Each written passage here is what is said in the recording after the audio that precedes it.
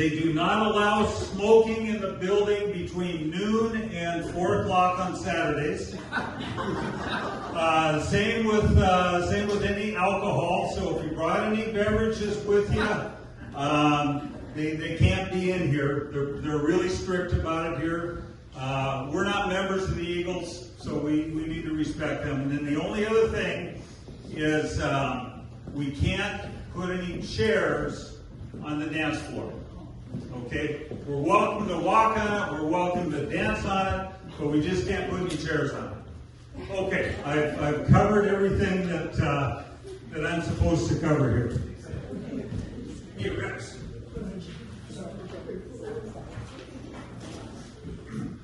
So I'd like to thank everybody for coming today.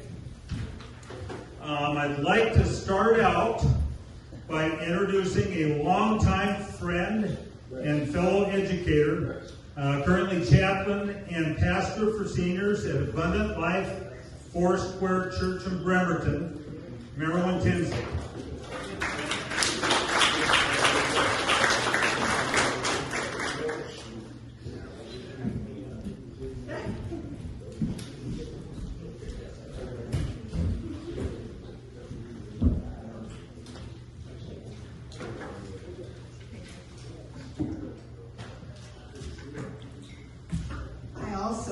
Welcome you this afternoon. It's my pleasure to be able to be here for the celebration of life for Mona.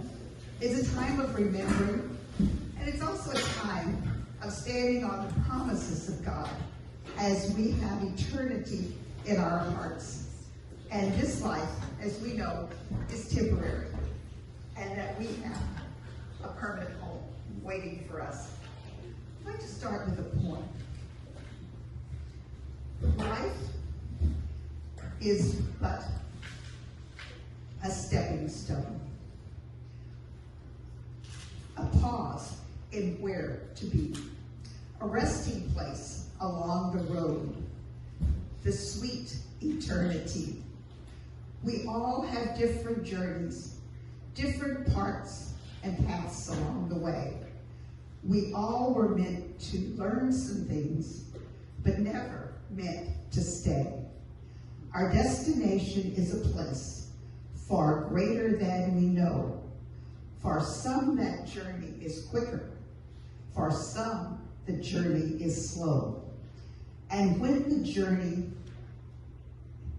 journey's slow, and when the journey finally ends, we'll claim a great reward and find an everlasting peace together with the Lord. Listen to the words. Blessed are those who mourn, for they will be comforted. Come to me, all of you who are labor and are heavenly burdened, and I will give you rest. And Jesus said, peace I leave you, my peace I give you. So do not let your hearts be troubled or afraid. For I am the resurrection and the life, and those who believe in me will live with those who believe and will never die. Let's pray. Loving God, we gather together in gratitude today for the life of Mona Perdue. Wrap us in your peace and hold us in your love as we feel your presence.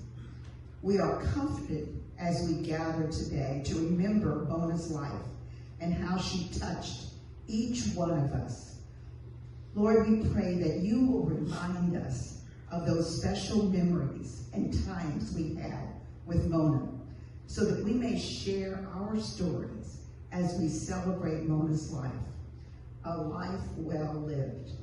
We pray this in the mighty name of your Son, Jesus. Amen.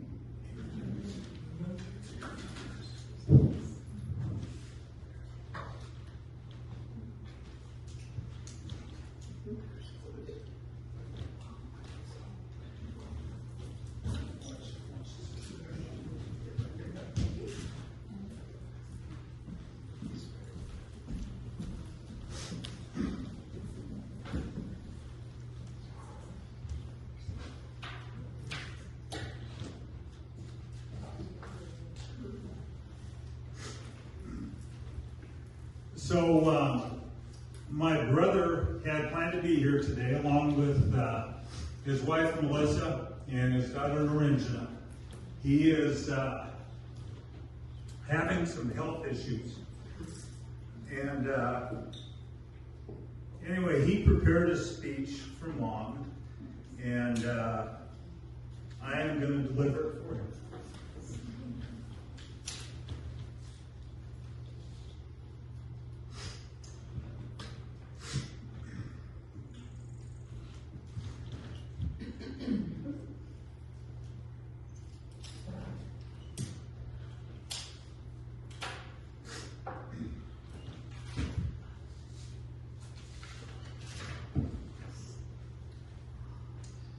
I'll always remember my mom for her sense of adventure and for sharing that love of the world with others. Her first vacation overseas was in the 1960s with a visit to London. She returned the next year with her parents and 2 elementary school sons in tow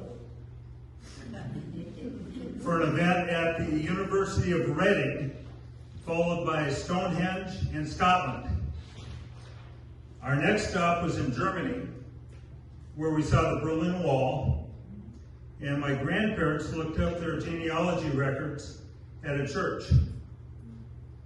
In France, Joe and I walked up the Eiffel Tower and the Arc de Triomphe. My apologies if I didn't pronounce that very well. Several years later, Grandma took Mom and I on a trip to East and West Germany, following the trail of Martin Luther. Note that I thought Martin Luther led the American Civil Rights Movement, not the Protestant Reformation. After seeing the Passion Play, only performed once each decade, we flew to Israel for 2 weeks in the Holy Land. We spent most of the time in Jerusalem, with side trips to the Galilee and the Dead Sea. We had a layover in Beirut when Mom became enraptured with Arabic culture and began planning her next trip. In high school, we spent the entire summer in the Middle East, including a month in Egypt and another month in Israel. It was a life-changing trip. I spent the next 3 years scheming a way to go back. This experience gave my life direction. In college, I majored in journalism with a minor in Middle East history and politics. After college, I worked at a few newspapers before settling down at the Tri-City Herald in Kennewick. I was an editor and writer. In addition to deciding the front page news, I created a wine magazine. Mom wanted in on the action, and we were both desperate for help. So she took over the advertising sales and personally distributing boxes of magazines to wineries throughout Western Washington. Thanks to Mom, the magazine was a success. Her hard work and people skills also strengthened our connection as we built friendships throughout the wine industry.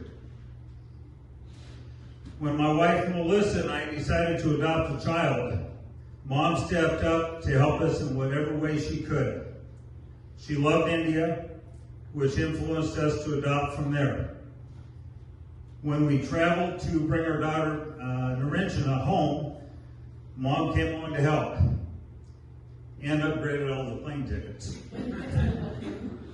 Even though my dad had recently died, she put her life on hold to help with this new chapter of the Perdue family. I left the Tri-City Herald in 2012 to launch my own wine journalism business, including several years as wine columnist for the Seattle Times. My mom no longer needed to schlep boxes of magazines, but she did come help with the wine competitions.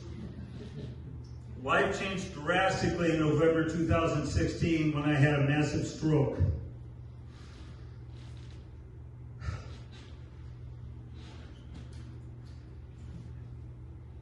And my days became centered around healing.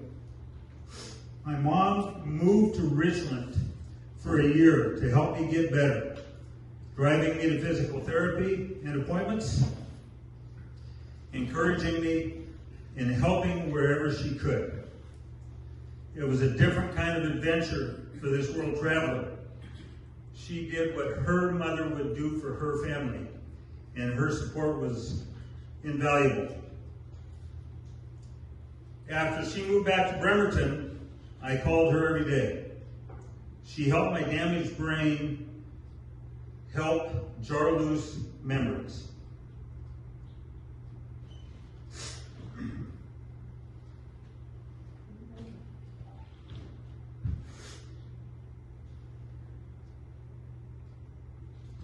The day before she died, she called me.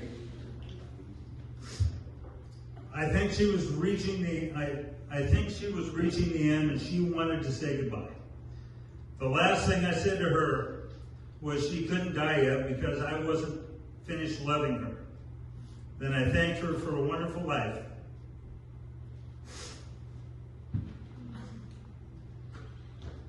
And the next morning, she was gone. I miss her phone calls. I keep Mom's picture next to my exercise bike, so every day I think of her and wonder what she's exploring now that she's in heaven. Andy, that's wonderful. You did just a fantastic job.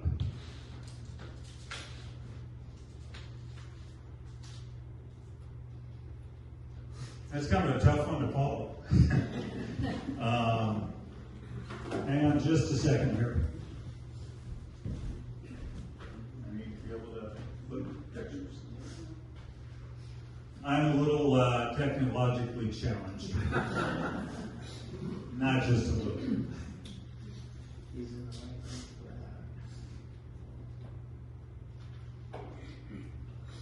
So my mom, she was an elementary school teacher for 32 years in the Bremerton School District.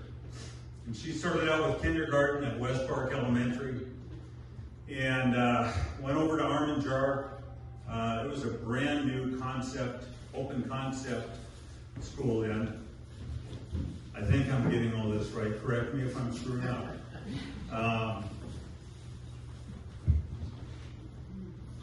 Yep. I'm ready. You ready? Oh yeah. But like I said, she taught for 32 years, I think she made a lasting impression on her students. You know, she'd take her overseas trips. She made 50 in all. And I still get notes from some of her former students. And they say, hey, look at this postcard that Mrs. Perdue sent me from Venice. She had all the kids' names and addresses, and she'd send them postcards while she was on her summer vacation. It was amazing. She really enjoyed teaching. She also really, okay. She really enjoyed adventure. She took up kayaking. Come on. She went paragliding or whatever that's called. To me it looks like pure terror. There's no way. But she was always up for doing something different. Hang gliding, that's what that is. It's like, are you kidding me? I have no idea where this was, but it sure looks like a long, dark cave. I've got another picture. It didn't quite make the reel, but she actually got my dad to do it, but he was wearing a hard hat. You'll notice she's missing that part. Yeah, you know, I don't do too good with heights. Obviously for her, it wasn't a problem. And you'll get a better understanding of this bridge right now. There's no way. or this, you know, they just go floating around the sky in a balloon. It's like, no, I can't. I don't have. If that balloon fails, I have no way to get out of that. And I don't know how many, if anybody here has ever been to Ireland. She's kissing the Blarney Stone. That's not an easy maneuver. And, yeah, she did it. And, then Capelites, I guess that's not quite as daring as some of her other adventures, but yeah. Oh, and then, again, I don't know where this is, but if you can only stand up about 3 or 4 feet high, that's not enough room for me. That's my mom. This one was an elephant ride. There's another elephant ride. And, if that's not enough, she got into skiing for a long, long time. So, like I said, she was never much one for just sitting still and watching life go by. She just was always interested in the next thing. Up until probably 3 or 4 months before she passed away, she was out walking a couple of miles a day. She had a routine. The hill coming out of her condo is about like this. So she would take her car and she would drive up the steep part of the hill and then park in the upper parking lot. And then that way she could make it the rest of the way around. And she did that for a long, long time. Went through 2 or 3 clutches in her car, but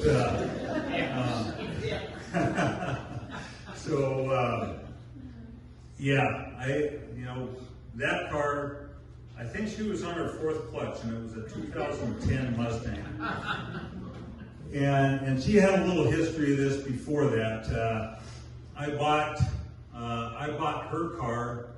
She had a 1969 Chevy Malibu, 3 on the tree. By the time I bought it from her in 1976, it was my first car. It was on its 4th clutch. So,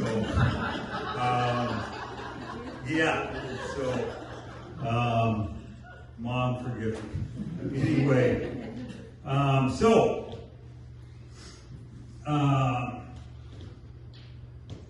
every family has stories.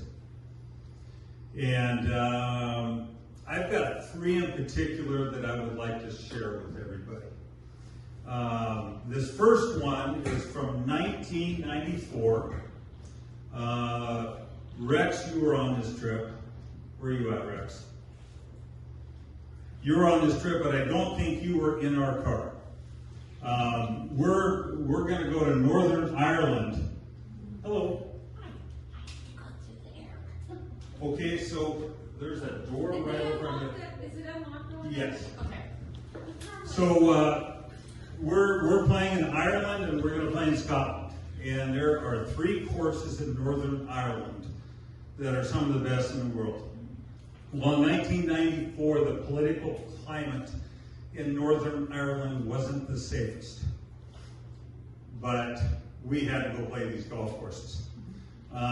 So we're going across a border crossing, And there's a guy standing there, fully armed. He's one of the guards. And, you know, Mom rolls down the window and he says, "What are you guys doing?" And she starts having a conversation with him. Instead of hey, we're going to go play golf and we don't want to die. She says, "Hey, you know, can I take your picture?" And I'm in the back seat going, "You've got to be kidding me." My dad's in the front seat. He's saying, "You've got to be kidding me." He's letting us go. Get out of here. And this guy was not smiling. He did not seem amused. And she asked that question. I'm hiding in the back seat, you know. And then he smiles and says, "Sure." And when I was going through her stuff last fall, I came across this picture. And that's the guy. It reminded me of the story. It's like, holy cow. I don't know how long he kept smiling, but it was long enough for us to get across the border and go play golf. So that's one story that has stuck with me. Second story. So you remember that 69 Chevy Malibu that I was telling you about? This is not it. Okay, but it's a good facsimile of what our family car was back then. So we decided to go on vacation, and I swear to God, National Lampoon Summer Vacation copied some of our experience. So we probably didn't get going until about noon or 1 o'clock.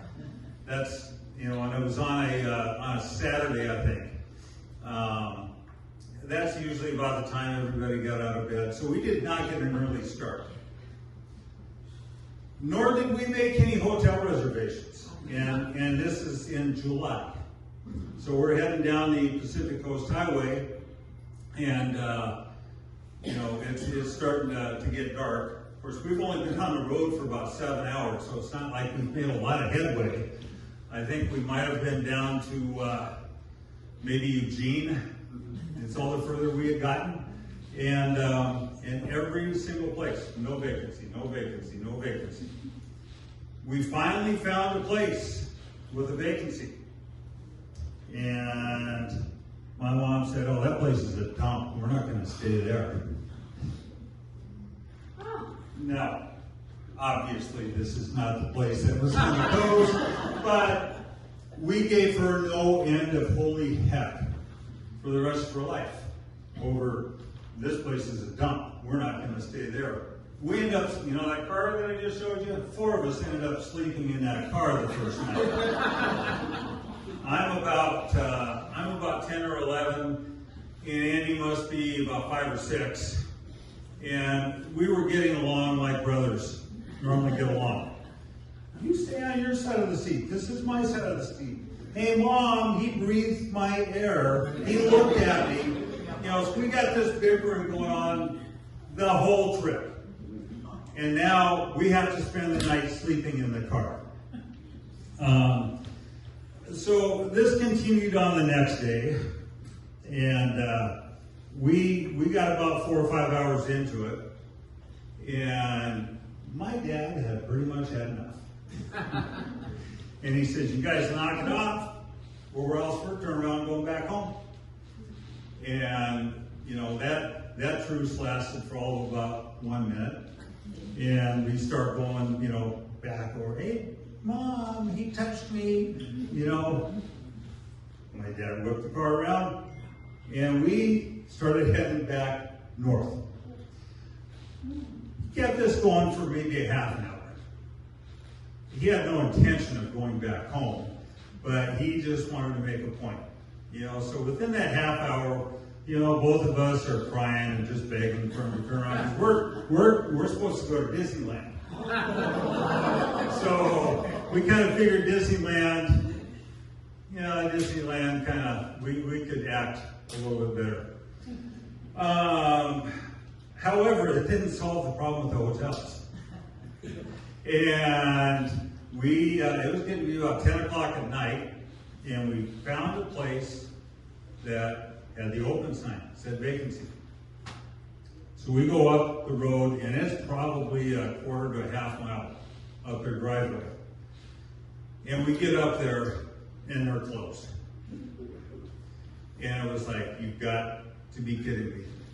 I'm not going to repeat some of the sign language that my mom used, but needless to say, we spent night number 2 in the car. So we got as far as San Francisco the next day, and my dad had kind of had enough of this, and I think we all had.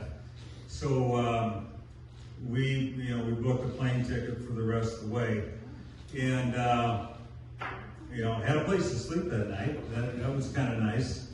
The next day, I think my mom and Andy wanted to go to the pool, and my dad wanted to go see a Dodger game. Sounded good to me. So he and I were going to go watch the Dodgers. We get down, he figured out where the bus stop was and everything, and we waited at the bus stop, and we waited. We waited some more. About an hour and a half later, we were told that the bus stop we wanted was on the other side of the street. By that time, the game had already started, so we decided, hey, let's just head to Disneyland. Andy and Mom didn't want to go there today, and and this was back in the day when Disneyland stayed open till about midnight during the summer.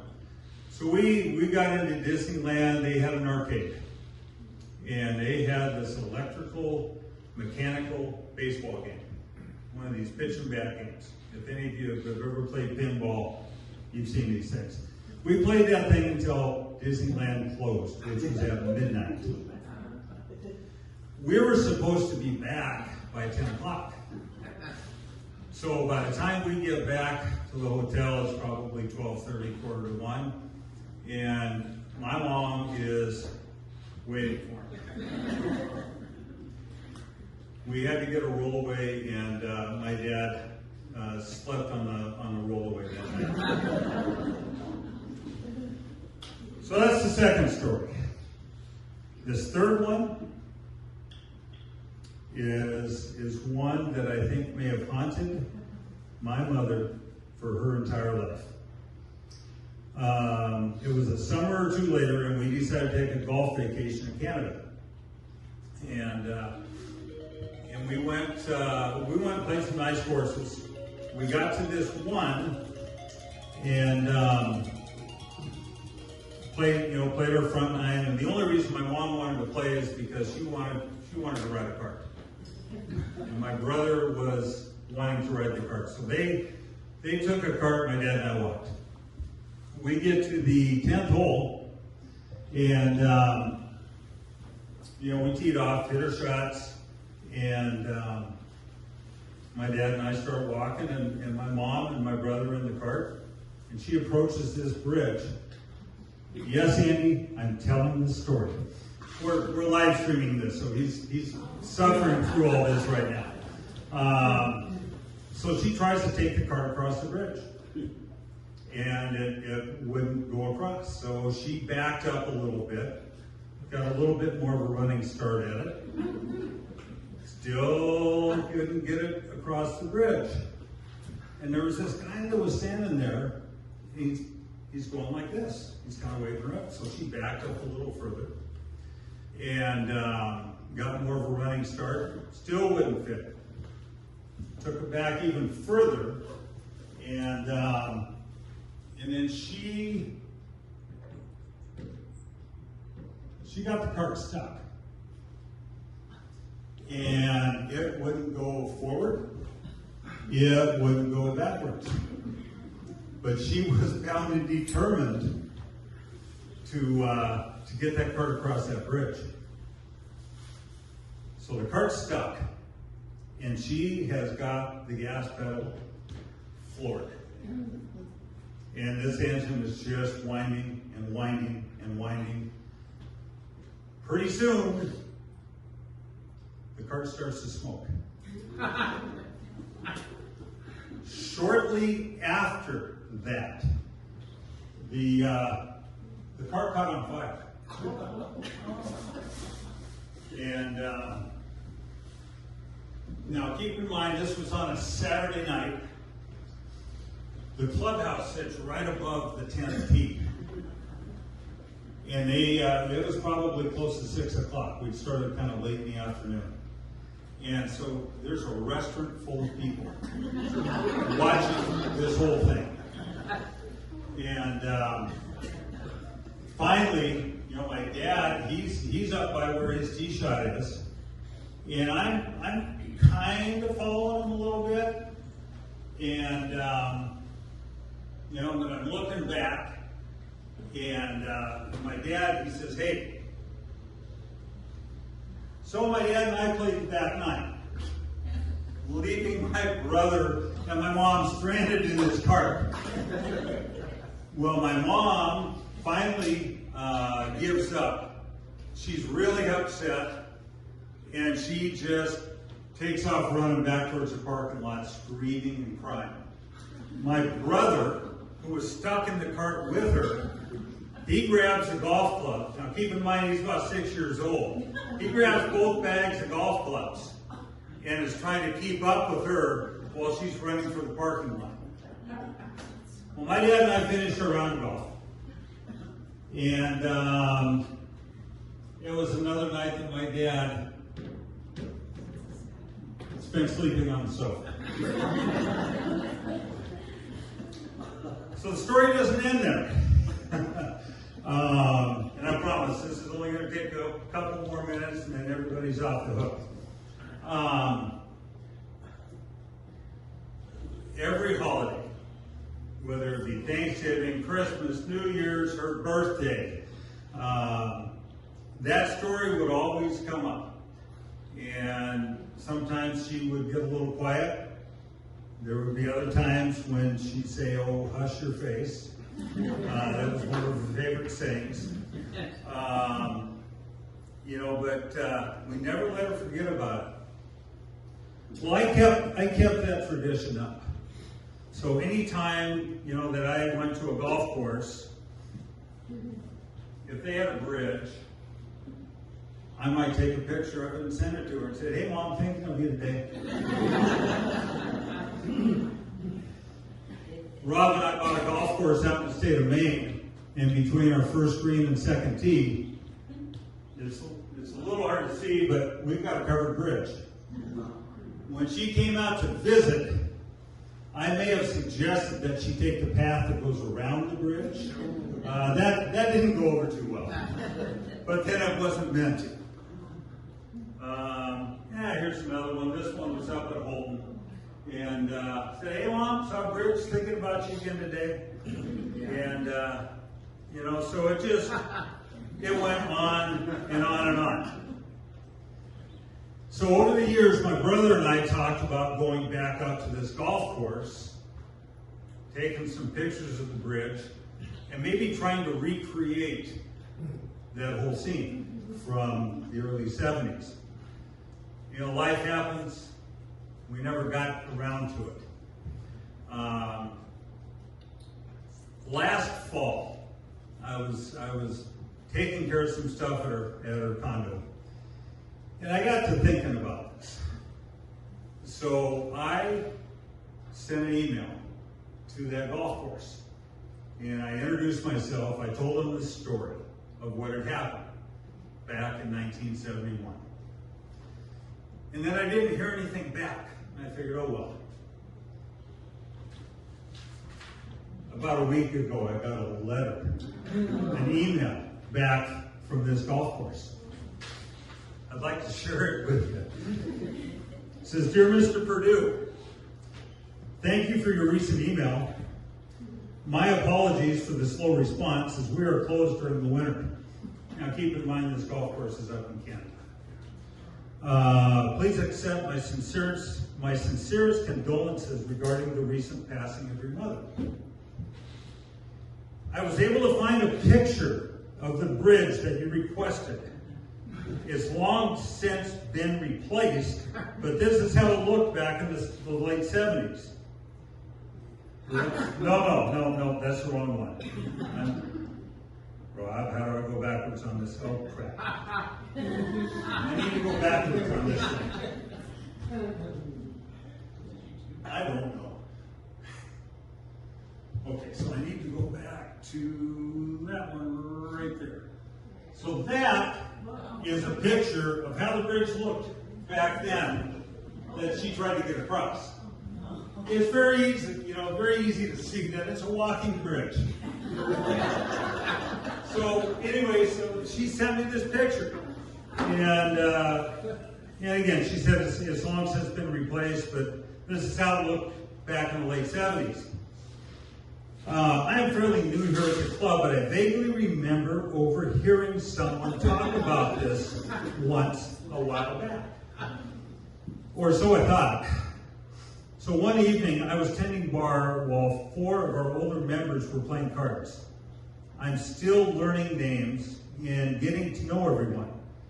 So trying to be personable, I asked them if they'd ever heard about a woman and her son getting a golf cart stuck on the old bridge on number 10.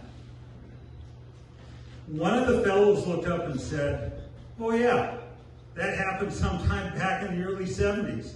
Apparently the cart went up in flames as she ran screaming off the golf course with her kid running after her, carrying both of their golf bags." Nobody really believed that it ever happened, but every so often somebody will bring it up. Why do you ask? So I told them about your letter. You should have seen the look on their faces. You mean that actually happened? I went back to my office, I grabbed your letter, and I showed it to her. No kidding. Holy cow. This story has been going around the club for years. We thought somebody made it up. Needless to say, your letter is added to the history of our golf course. And it's fascinating that you ended up buying a golf cart company and that your mom helped you by driving the carts for you every spring. Now, I don't mean to be disrespectful, especially in light of your mother's passing, but I have to ask, are there any bridges on your golf course? I was in absolute shock to get this from them. And it's like, wow. So apparently we weren't the only ones retelling this story year after year after year. There's a golf course in Canada that experienced it firsthand, just like we did. So when we took over Village Greens back in 2019, we had a grand opening and it coincided with her birthday. So, of course, she had to take one of the carts out. That's my brother, sitting over on that side. And I don't know if you can see the look of sheer terror on her face as she's heading to a bridge at our course at Village Greens.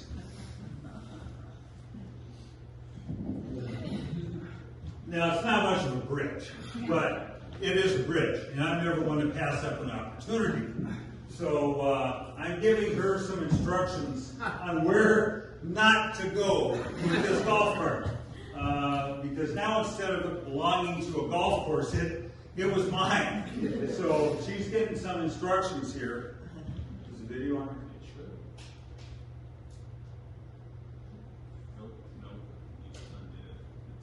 Is that the video? That is the video. Okay, I need you that. Technical challenges again.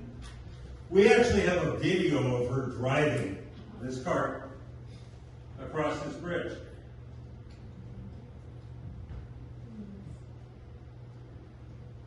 Now, what are you all expecting to have happen here?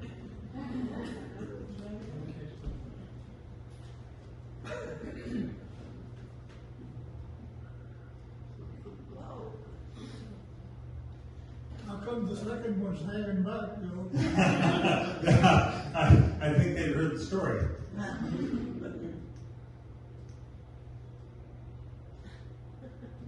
Anyway, we had a lot of fun with that story over the years.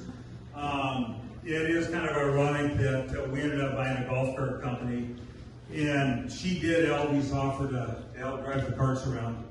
And for the first couple of years, we let her. And but every spring we'd go out in a caravan of about 6 or 7 carts and just drive them around Gold Mountain to make sure they're running right coming out of the winter. She took a wrong turn. And 2 hours later, Rob located her on her phone, using her phone's GPS, and somehow she was in the far regions of the park that's back there. And I didn't think there was going to be enough juice left in the cart, to get back to where we needed to go. So, and I can only think of what my father might have been thinking. The fact that I am trying to be a mechanic on golf carts and changing oil, and any of you that know me know about the 2 cars I ruined when I tried to change my own oil. And then the fact that I would actually let my mom drive a cart. I am sure that somewhere in heaven he was just laughing her end off. I want to thank everybody for coming today. Thanks for suffering through my stories. We're just going to spend the rest of the time here today looking at pictures, eating. Please make sure that you sign the guest book. And I truly appreciate that everybody came out here today. Thank you very much.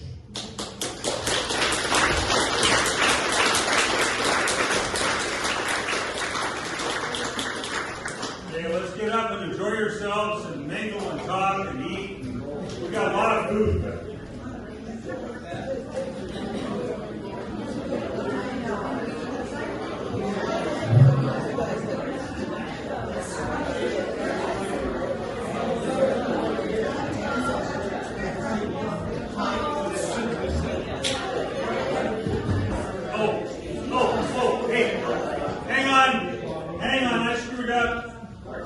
I screwed up. I'd like to invite anybody to share some stories and some thoughts about my mom. Would anybody like the microphone? I have quite a few I'd like to tell. Lois is coming. Jonesy, how you doing?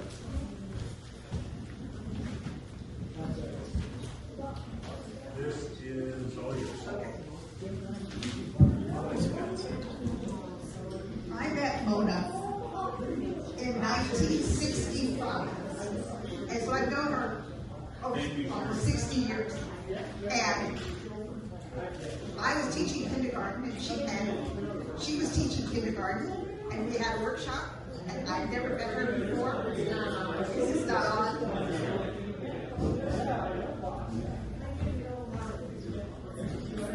Hello, testing. Can you hear? Okay. And so we met, and after that we met at a drugstore, and we stood there and talked for nearly 2 hours. That was the start of never running out of things to talk about. Mona and I were teaching kindergarten. We would meet on Sundays at my house at the church, and we would plan the next week for kindergarten. We developed curriculum materials for kindergarten. We did this for years. We got interested into Montessori. We made my dining room into a Montessori kindergarten classroom so we could learn how to teach kids to do this. There were so many things in education we did. Mona liked the classroom. I kind of took another path. I became a principal and then went to central office, that kind of thing. But we still stayed connected. We talked every day about what had gone on. And then as the school district added outcome-based education, we both got interested in a program called Reality Therapy Control Theory. And it was a 2-year certification to do this. And so along with a number of other people in the school district, we did that. And so Mona and I got so interested in how you could teach this to the classroom that we wrote a book and we published it. It's called Journey to Equality. It's still available. And it was how do you present reality therapy, choice theory to kids in the classroom. And there are things in there that I still use today. Especially, I did a Bible study that had something on there about anchor, and I used an example out of that book to teach adults how to use that. So Mona and I shared our love of education. Another thing that we shared was our love of opera. And I think it was about maybe the mid-70s, we decided we needed culture, and we didn't know what we needed, so we decided we would go to a ballet, an opera, and a symphony, and see which one we liked. And so we did, and we ended up loving opera. We had season tickets 22 years at the Seattle Opera until they started doing the HD program from the Metropolitan, where they send it to the theater. And that was so wonderful because you could see 7 screens and everything going on. We saw opera all over the world. We saw opera in Rome, we saw opera in London, we saw opera in Venice, we saw opera in Verona. And it made me think when Joe was talking about writing cards. When we would go to the opera in Verona, we would sit on the stone steps, and we would go early so we could get a really good seat. And she would be right there writing cards to the 2nd grade class every year. And so I still hear people remember that they got their cards from Mona. But as the years went on, we found opera in Portland, we found opera in Vancouver, we found opera in San Francisco. We would fly down. Or every year we would go to Santa Fe. And if you go to Santa Fe, you can see 5 operas in a week. And so we would go to every summer and go to that. We do that in the evening, but during the day, we would do all kinds of fun things. So when we both got kind of near the age where we were thinking about retirement, we thought, well, we have to have something to do when we retire. So we decided we would become artists. I don't know whose idea this was. Obviously, it was not a good one. But we started taking sumai, Japanese brush painting, at Tacoma Community College. So every Saturday morning, we would go over there and do that. Well, and then in the summer, Georgia O'Keeffe had Ghost Ranch, and so we would go down there and take watercolor classes. You know, we never got any better, but we had great stuff. We just kept thinking we'd buy a better brush, we'd do better. Well, we soon realized it wasn't about the tools, it was that we didn't have any skills to start with. But we had a lot of fun along the way. Mona and I started our travels in early 1970 because we were both interested in the British infant schools. And so we found a class that we could take there. So one week we were in a school in London. The second week we were at Oxford in classes. And the third week we split between London and Paris and had fun. Following that, most every year we would go in the summer for 3 weeks to Venice, to London, Yugoslavia, Sicily, Greece, it didn't matter. Mona loved to plan trips. And so she would try to figure out where it was that we were going to go. And I knew I could be gone 3 weeks. And we would do that. When we first started doing this, the kids were little. We would buy the food trays from the school district, and we would cook 21 meals before we left so that the kids had food while we were gone. Because she had 2 boys, I had 2 boys, and we had felt like we had to do something like that. So if you are an opera buff, one of the really crowning things that we loved to do was go to Wagner and the Ring, which is 17 hours of opera in 4 days. And we did that twice. And so we just had a really good time doing a lot of fun stuff together over the years. We also shared other kinds of interests. We both had 2 boys. We both loved cats. We both had fathers that had open heart surgery back in the 70s, which was kind of unusual at that time. There were so many things that we did that we loved to do together.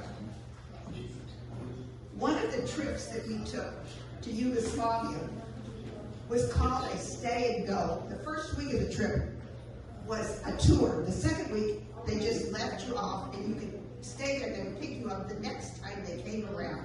So we rented a car and we just toured all over Yugoslavia.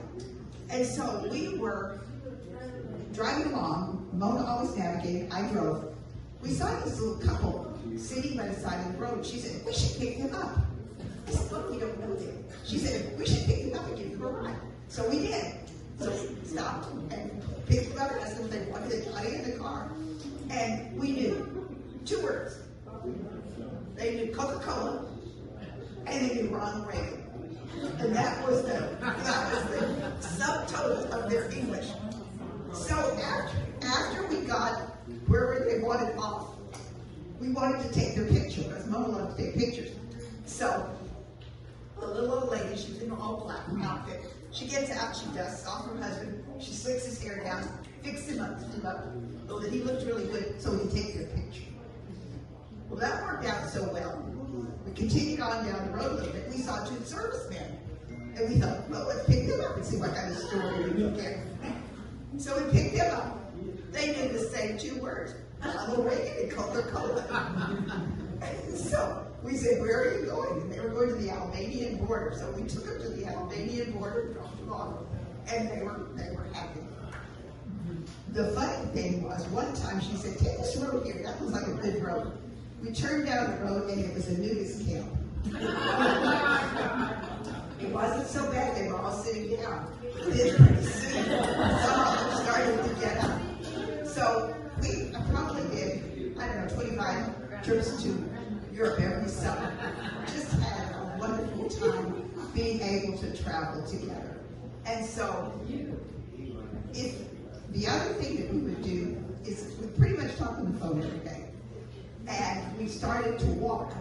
So we decided, well, we could talk that long, we might as well be walking. And Sherry, I don't know if you remember this, but when Navy Yard City School put in a track, we would meet at the track every day and walk around. Sherry walked with us. I remember when we first started. Then we would sometimes go to NAD or to Jackson Park because they had traffic. They had lights that you could see so that we could walk on the sidewalks at night. And every day we would walk for an hour after school, in the evening sometimes. So we had so many things that we liked to do together and so many things that we enjoyed. Our favorite thing to do in Seattle was we would go to Seattle. This was before Starbucks. They had a Cafe Umbria that had Italian lattes. So we would go there. We would go to the Palomino for lunch, and then we would go see a foreign movie. And it was just like you'd been on a little trip, a little tour, a little out of the country place.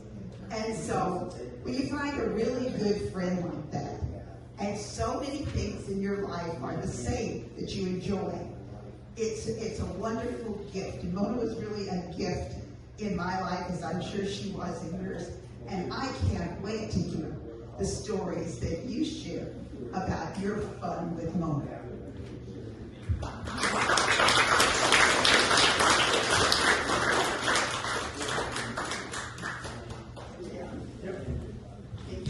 Good. Would anybody else like to speak? I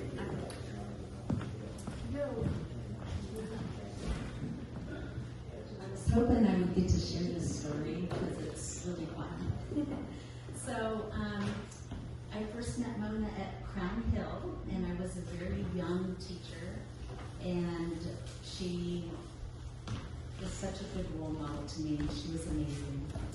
And I got the opportunity when I was about 27 to go to London with a bunch of teachers from Portland. And I went over there, and my husband at the time did not believe in credit cards. So I had, at this flea market, bought him this amazing pocket watch, and that was like almost the end of my money. So I went to my last bed and breakfast, and lo and behold, who was there? Mona.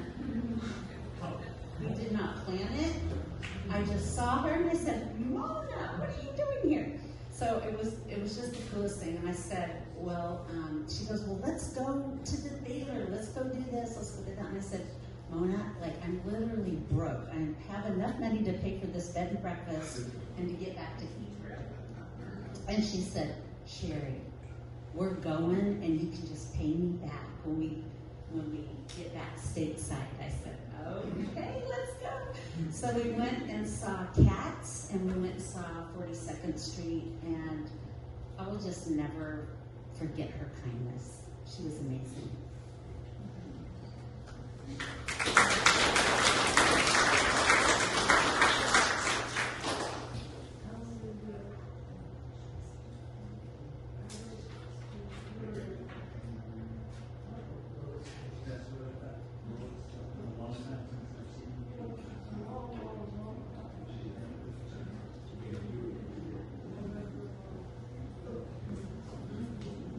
Would anybody else like to share some stories?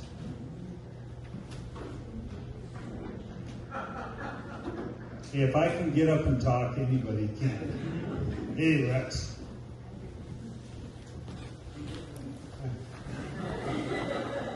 I can speak to what Jill was talking about because I happened to be with on the trip for Scotland and Ireland. And speaking about Mona, we had planned that trip to Scotland and Ireland 3 or 4 years before we actually took it. And they came over to our house, and Mona was one of these people that hotels and motels were probably not her thing. Bed and breakfast was the way to go because you meet people and understand the country. And so they would come over to our house, and we sat there about midnight. It was time that we could call over in Scotland and Ireland and schedule the deals. But we sat there and scheduled every night of the stay, and it was about a 10 or 12 day stay that we were over there. And we scheduled all the bed and breakfasts, and she had been there before, so she knew where she was going. And I can speak that she's one heck of a great traveler, because she put a trip together. I'm sure that somebody that did it for a living would be jealous of how well it was planned. So it's great. And Joe and Andy come from some awfully good stock, I can say that. They couldn't find two people any nicer.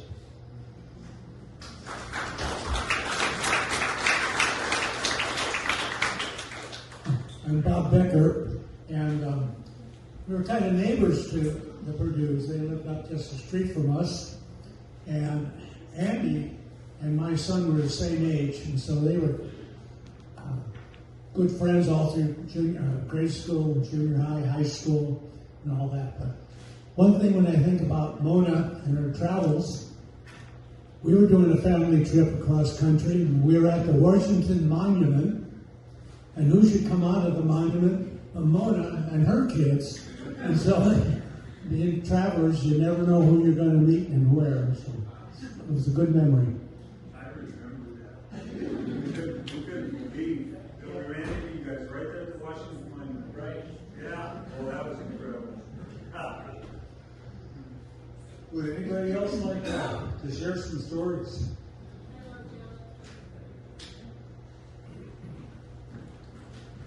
Here you go, Jenny. I've never talked with my niece. Is it working? Yeah, it's working. Just put it right about there. Right there? There you go. I have to tell you a story because when we first moved out here to Irvington, we lived in a condo, same as in the little complex that Mona did. And somehow she got wind of the fact that I wanted to learn how to kayak. And she came with Sandy one day and knocked on my door and said, do you want to go kayaking? And I couldn't because we weren't all the way, we didn't spend the whole year there for a while. So I had a hint that I really want to rain check. So she did. When we came back up a couple weeks later, she said, okay, we can go in the morning. And I go, well, I've never done that. Can we go at 7 before any boats come out? and the water was smooth and it was beautiful. And she said, no problem. And so she was a great teacher, even at teaching kayaking. So she was really good. But I have to say, one time she made me a bit nervous because we had gone and we kayaked to Vicky's place. We'd gone all over, and we thought we were going to have wine and cheese in the kayaks, which was kind of fun. Remember that? And it was a lot of fun, but it was getting kind of late, getting a little dark. And I go, Mona, we have to cross the Narrows. Vicky lives on one side up by Lyons, and we live down by the bridge. I said, we should go. And so I have to say my heart got a little, because it was, I've never, in the dark, it's not smart crossing the mountain. And it was, well, probably my second time even crossing the thing. So, yeah, but she's, oh, we're fine, we're fine. We were. So, it was fun. I'll never forget her. And we went on many kayak trips. So, I will always remember her for doing that. And I'm still kayaking.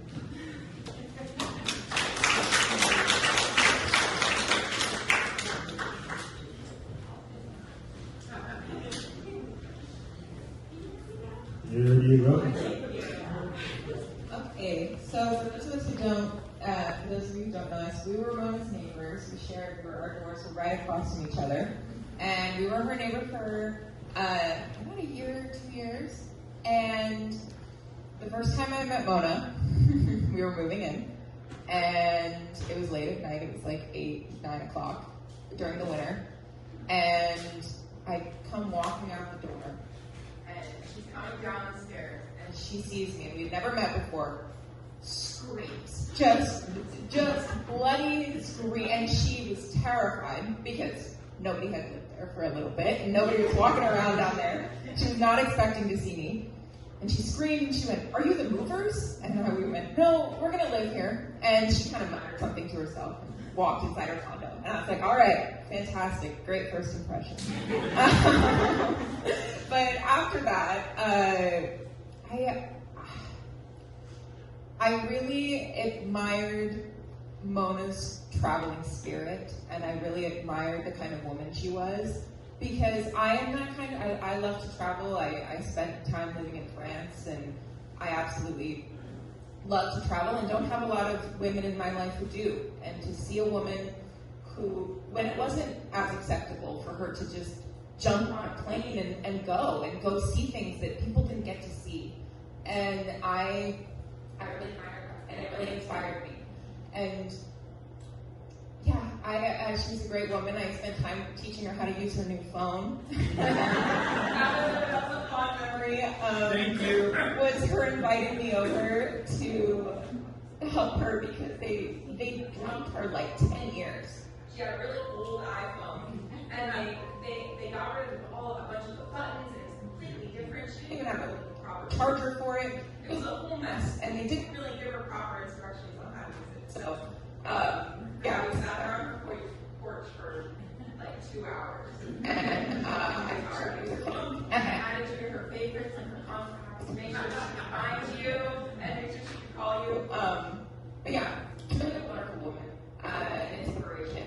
And yeah, absolutely. It's wonderful to see everyone here today celebrating her and remember. So thank you.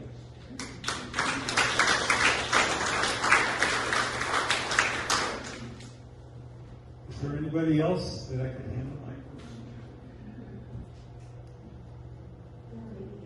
Okay.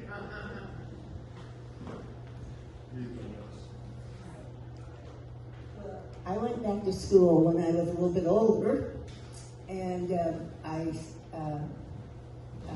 ended up in Mona's class, and she was so beautiful with me and teaching me, and this was before I had a job, student teaching kind of there.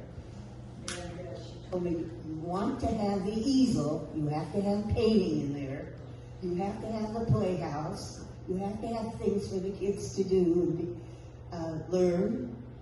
And she just made it look so easy. I thought, oh, I can do this. This is nothing. Learn this. Whoa, we'll not learn later. But she was always there to help me with some lesson plans. She'd been doing it for years. Her parents were teachers, and I just loved being with her. And I just loved her because she was always kind to me and sharing, and just a lovely person. Love you, Mona.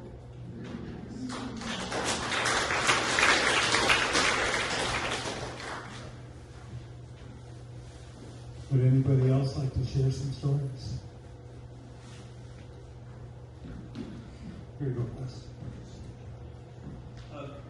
My name is Russ. I had the pleasure of knowing Mona over many decades. There's Mona and Ed up there on the picture. And I also remember Ed. Mona and my wife were friends through teaching with the Beverly School District. That's how I first became acquainted with her. And she was a character. And whenever I was around her, it didn't matter what she was doing or what she was about, she would venture out and talk to people and engage with them. She's just extremely gregarious and fun to be around because of her personality. A couple of times that I remember particularly is I came to Bremerton in the mid-70s, and shortly after I got here, I had met Mona, I think probably through her relationship or shared teaching. I signed up to run in the fun run at Viking Fest in Paulsville. And I got there, I stepped up to the line, and there was Mona and Marilyn. They had decided that they wanted to try a fun run. And I think it may have been your first, I don't remember. It was their first, and so I chatted them up at the line, and there they were with their running duds on, and both of them, I think, had full makeup as well. So, my wife and I had adopted a child from India also, and Mona helped to organize and went along on this Ruki, our daughter's heritage trip to India. And there are many, many fun stories that came out of that trip where she was engaging with people, especially the person that they hired to be their guide, who would always say to Mona, "Why not, madam?" And so whatever she wanted to do, they'd give it a try. So she's a unique person, a person that I very much enjoyed being around over the decades, and I just wanted to share a thought or two about her here. Just hate this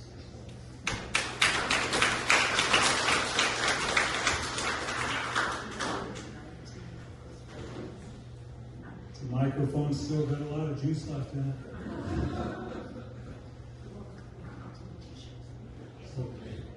Hey, once again, everybody, thank you so much for coming today. Please pick some food. and make sure to sign the guest book that's out in front there. I'm gonna make sure and get that over to my brother Andy, so he can enjoy that. And again, thanks again. I appreciate all of you very much.